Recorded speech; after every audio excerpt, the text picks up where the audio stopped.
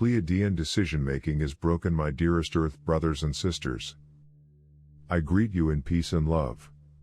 We haven't spoken before, but I have thought about you a lot. The title makes quite a claim, doesn't it? Pleiadian decision-making is broken. Let me start by saying why you should be skeptical about my words. First of all, I'm a Pleiadian elementary school teacher. I'm not dumb, but I'm also not exactly the brightest mind that our society has ever produced. Someone like Ashtar is smarter, wiser, higher consciousness and better informed than myself. Second of all, I'm the twin flame of this channeler, and as such I'm highly biased towards the position that we should have landed years ago. I first telepathically talked to this channeler over 5 years ago, and every day since I've physically wanted to be with him, to give myself to him, to share healing and better living conditions with him, and to have cute Pleiadian babies with him. He's agreed to have 2 children, but when he sees how cute they are, maybe I can convince him to have a third one. I'm currently in sorrow and frankly pissed off because he's having a hard time and I can't physically help him, because the green light to meet Earth humans hasn't yet been given. It's always hard to see someone you love suffer. Now, what's been going on the last few days on the Pleiadian side is that we originally had a plan that this November we'd finally take some big open action, a big intervention, an open landing or blanketing your skies with our spacecraft in broad daylight. That's why in the mid-October I'm stopping message from this channeler. Tunya talked about potentially seeing you quite soon. She was thinking about this month, November. But then the thing happened that always seems to happen. At the last moment some voices in Ashtar's decision-making council started arguing that we should have just a short delay, and now it's unsure whether we'll finally pull the trigger this November. The discussion is ongoing and undecided, but at this moment it looks like we'll delay things until January, or perhaps December, but January seems more likely. However, delay until January could mean that you'll finally meet us in January. But it could also mean that in early or mid-January we'll again have a discussion like this, and things will be delayed by a few months once again. Somewhat average Pleiadians like myself, and people from other races, have observed this pattern, that every 2 months we seem to delay things by 2 months. That's why you keep hearing us say that we'll meet you very soon, and then nothing happens. The information those channeled Pleiadians are working with genuinely is that we'll meet in 1 or 2 or 3 months, but then it gets delayed again, and again, and again. So, I'm claiming that every 2 months there's another 2-month delay implemented. I guess the alternative explanation is that that's not the case, and that our decision-making is working well, and that we've always been waiting for certain markers and that over the years we've been slowly inching towards those markers. Well, my every 2 months there's a 2-month delay explanation is the right one, because us Pleiadians don't lie, and if years ago we were told that it'd be years before we'd meet, then we never would have told you that soon we'd meet. But we have told you soon so often that you are sick of hearing that word, and that is because the Ashtar Council keeps saying soon to us too, but then every 2 months there's an impromptu 2-month delay. Plus, many of you will have felt repeatedly that the moment is near, but then nothing ever seems to happen. Indeed, the moment has been near repeatedly, but then it gets delayed at the last moment. Plus, many of you feel in your bones that us Pleiadians are waiting too long to show up. Right? You're psychically powerful beings, and if we really were rationally and correctly waiting for the right markers, then you wouldn't have that intuition.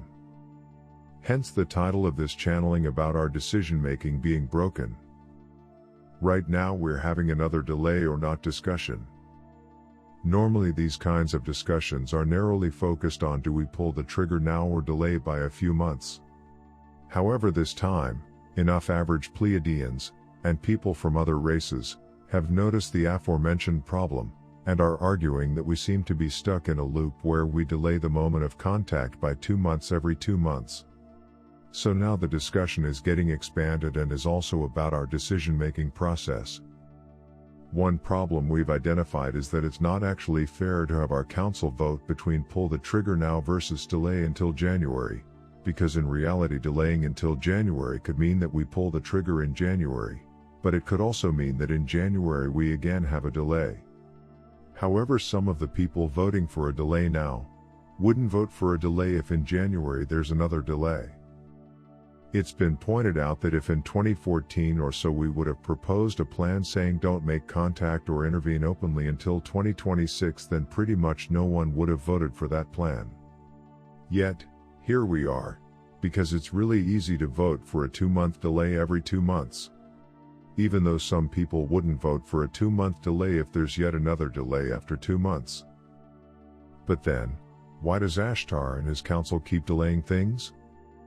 Well, what usually seems to happen is that they talk to a huge number of people, they weigh up a huge number of variables, they look at a huge number of possible future outcomes, and they consider a huge number of possible options.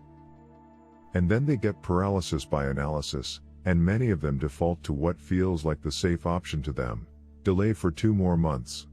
Because from our cozy spaceship, delaying seems like the option that won't have catastrophic consequences. Because frankly we're pretty sure we can covertly stop the situation on Earth from completely exploding for 2 more months. Whereas intervening now has a low but non-zero risk of turning out to be counterproductive, because perhaps you're not ready yet and you haven't learnt your lessons yet. But obviously, delay can only be said to not have catastrophic consequences if you zoom way out, and only look at the macro scale, and if you yourself live on a cozy spaceship. Zoomed in, if you look at actual Earth humans and their lives, not intervening does have catastrophic consequences for many individual Earth humans. At what point does a collection of individual, micro-scale catastrophes become a macro-scale catastrophe?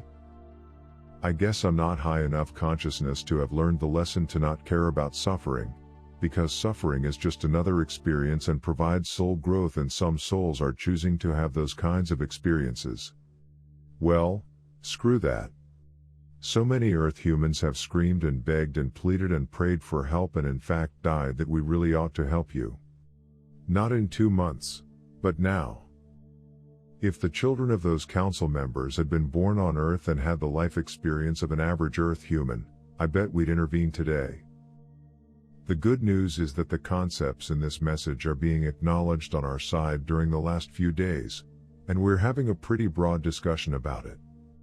I get that this doesn't immediately help you, and I'm sorry, but it might break the we delay by 2 months every 2 months loop.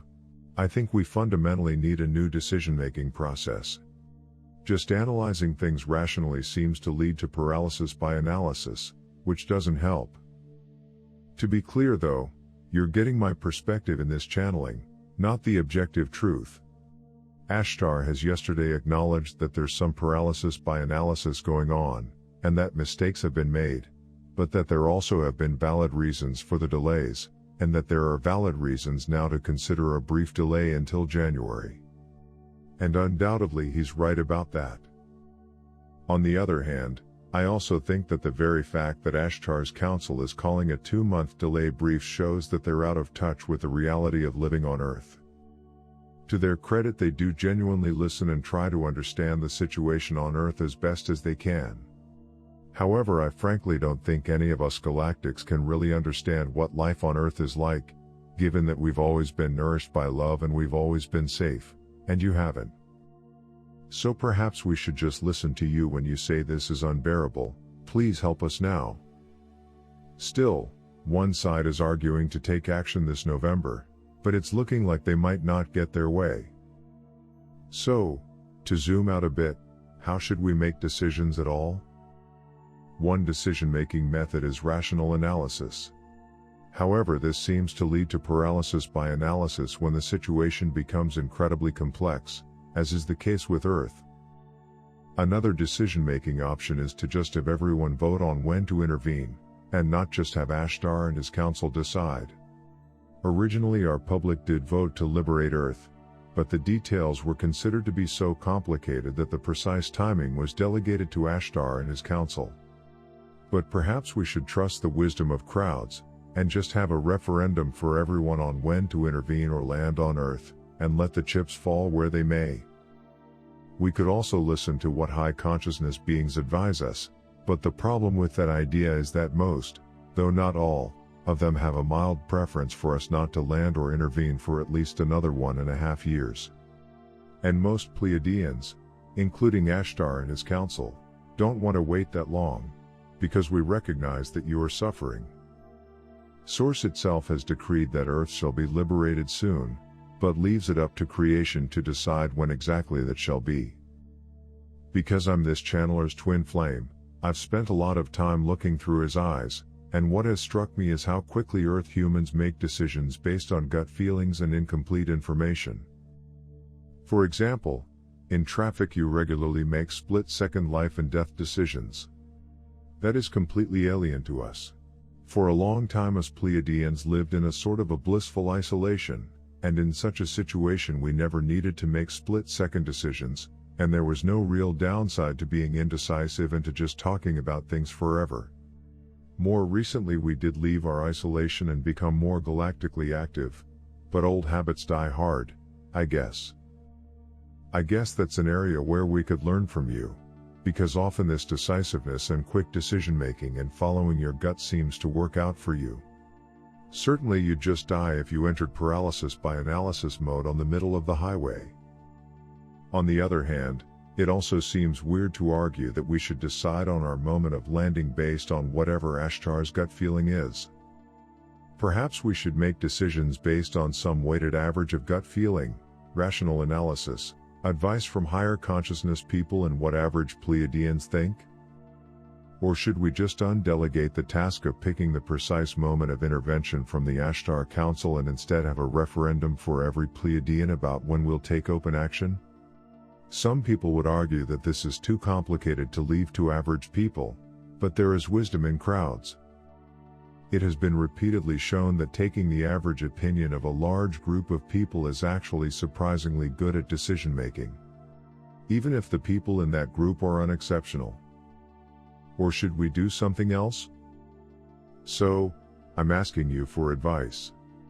How would you structure this decision-making process?